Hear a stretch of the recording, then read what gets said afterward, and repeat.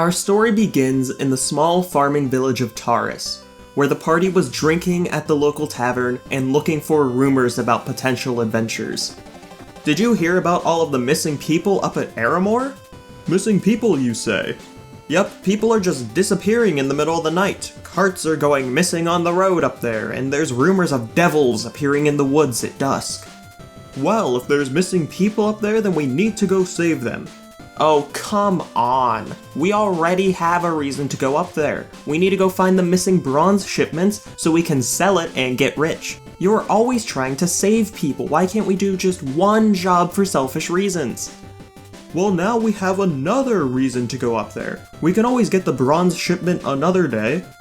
Also, the guards up there probably have a bounty out on whatever is taking the people, so we should be able to get some coin from this job. That's a good idea there, Flynn. I guess I'm fine with saving the people first. So, bartender, do you have any leads about the missing people? Yeah, one of my regulars said his brother went missing while traveling on the road up north of Aramoor, so that's probably where you'd want to start. The next morning, the party left the farming village and began to travel up towards Aramoor. Though before we get into that, I should probably explain who the party actually is. First off, we have Boznak, the goblin alchemist of the party. He was the person who had originally gotten the party together after he had his shipment of raw iron stolen by some kobolds, and he had hired the other two heroes to help him get it back. After that quest, they ended up sticking together and traveling around. Next up, we have Vareol, the half-orc paladin of the party. He worships Caden Callian, the accidental god, and had dedicated his life to fighting tyranny and defending people from monsters. The last member of the party is Flynn, the human fighter. He was trying to hunt down the person who had killed his family, and had joined the party to get money and power to help him in the search.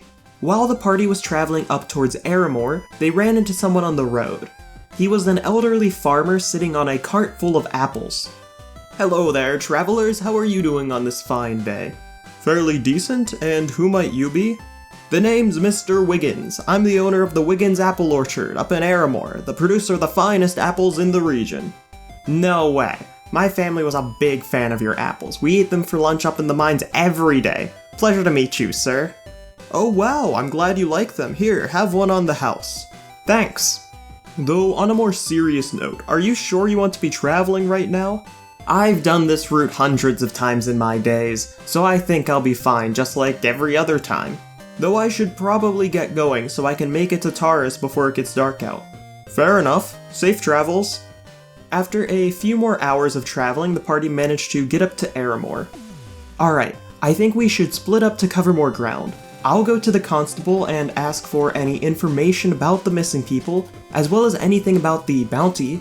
Vareol, you go to the tavern and ask around for info, and Boznak, you do the same but at the market. Alright, sounds like a plan. Down at the guard outpost near the center of the town, Flynn met up with Constable Maros. What information do you have about the missing people, and also is there a bounty for stopping whatever is taking them? Yes, there's a 75 silver piece bounty on that case.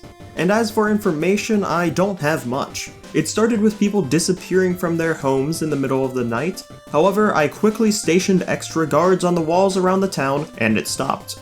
However, now it seems that anyone who goes on the road north up to Alverton never makes it back to their destination. That's probably where you'll want to start your search. Thanks for the help, and get that bounty ready because we'll be back soon to collect it. Meanwhile, down at the market, Boznak was spending all of his money on random items instead of investigating. So you're telling me that this jellyfish will glow and light up the area? Yup, that's why it's called a jellyfish lamp. No way, that's so cool. How much for it? It's currently on sale for only 25 silver pieces. Perfect, I'll buy it. While that was happening, Vareol was at the Jade Dragon Tavern in the middle of the town, trying to figure out as much information about the missing people as possible. However, he was a bit distracted because in the center of the tavern, there was a large fighting pit where there was a kobold dueling a bear. So how exactly is your tale of defeating a lightning kraken on the high seas relevant to the people going missing in this town?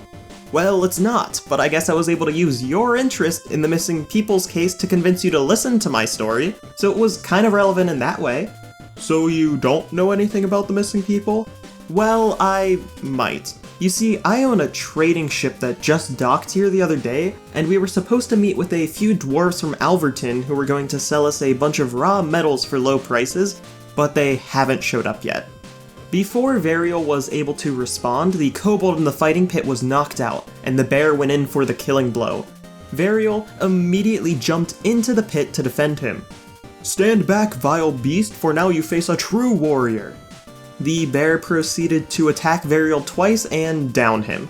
Though at this point the rest of the party, along with the city guard, arrived and they were able to kill the bear with crossbows from up above. The party went to sleep to get some of their health back, and in the morning they were woken up to see smoke rising in the north of the city. They rushed to see what it was, and they found skeletons armed with swords and bows standing in the fields of the Wiggins apple orchard, and the farmhouse itself was ablaze next to them.